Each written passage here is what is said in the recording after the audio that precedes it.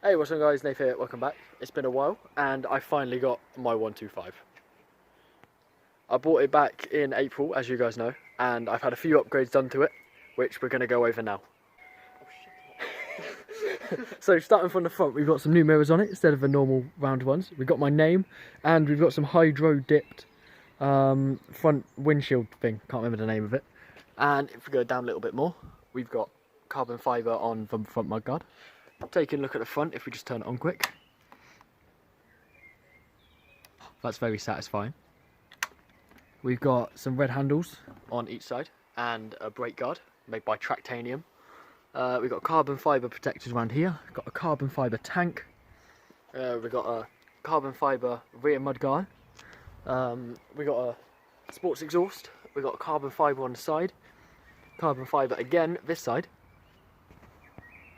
And for the best bit, if we just come round to the back and look at the bottom of the plate, we've got my name, which, you know, some people is going to find a bit weird. I've also had some new stickers put on the tank, and I've had carbon protectors put on the handlebars. Yeah, we've had some lightweight fork protectors put in. This middle bit here I said was hydro dipped, but it's actually been carbon dipped, which I think is the same, but it's got a nice little glossy carbon to it, different to what this is down here. Oh, and the chain grips. Taking a better look at the Tractanium brake protector, if I can get my camera to focus. There we are. Chain. We have some indicators put on the back, and we've got a custom red train, as well as a blue suspension spring. So coming onto the bike, we're going to have a look at a digital startup time. So we'll just turn the key. And that's the digital startup. And then, is it going to be one press? No. There we go.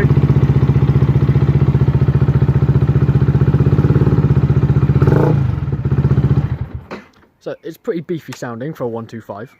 I really like it. Okay, so going back to the digital dash, we got loads of options, which if I just turn it off and then turn it back on, you'll see headlight, neutral indicators, and loads more on the right, which I didn't quite catch. In the middle here, we got the RPM, then we got the speed, we got the odometer, which is showing on 5,230 miles, followed by the time, my fuel in the top right, my temperature in the top left, with it saying hello to me, and then in the bottom left, we can control it with this switch here, which I have it set to average speed at the moment, which if we flick it, we get distance since service, we got my average miles per gallon, which is 999 for some reason, and then I got my, I don't know what that is. I got my trip time, so I can set how long I've been out for.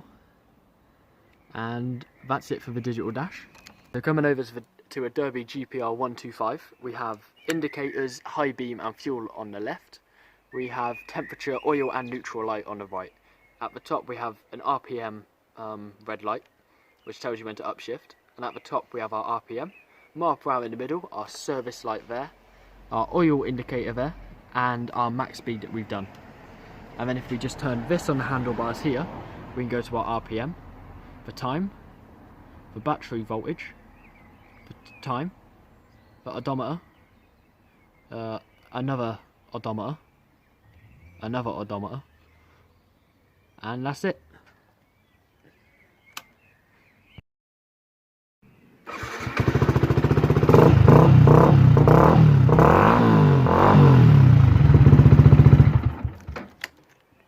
Right, so this is the 2014 Sport model. Its displacement is exactly 124.70 cc. This is a single cylinder 4-stroke. It can push out 15 bump horsepower at 9,000 RPM. I meant 15 brake horsepower. It pushes out 12.24 Newton meters of torque at 8,000 RPM, or 9 foot-pounds. It's a fuel injection EFI system. It is a 6-speed gear manual with a gear indicator on the digital dash. It is a liquid cooled engine from inside. My seat height is exactly 38.2 inches off the ground. Nope. My seat height is exactly 32.2 inches up off the ground, which is quite small for a sports bike, and its total is about 38 inches total. The fuel tank can hold just about 11.5 litres of unleaded fuel. Which I can't even get it open. Just in there. Which this comes off, which is different to my last bike. It can hold 1.2 litres of oil in the engine, which is useful to me to know because I've just had I've replaced the fuel, not for fuel, the oil filters and just put a new factory line race oil in it. On the website Bikes, it's been rated 82.4 for reliability out of 100. Compared to other bikes, this bike exceeds in almost every area except for repair and maintenance costs, which are pretty high as it is one of the big 4 brands of motorcycle.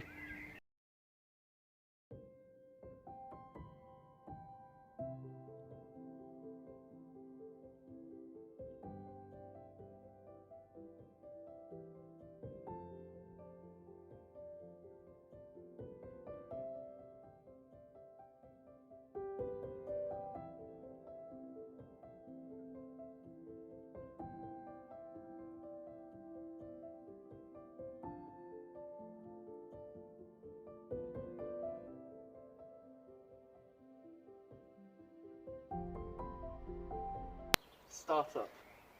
3, 2, 1.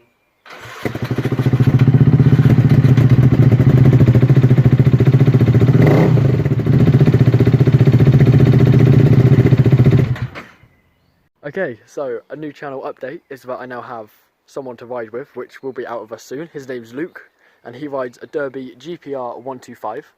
It's only got a little bit of cosmetic damage, but we'll get it fixed. And these are our 2 bikes together, and we'll set up some Cena headsets and we'll both be talking one day. And yeah, that's it. Thank you all so much for watching. If you got any questions about the Yamaha, let me know down below. If you've got any questions about Luke, also ask that. Thank you all so much for watching. Please do subscribe and I will talk to you later. And the biggest question I'll probably get asked is, when will a riding video come out? That will be out very shortly.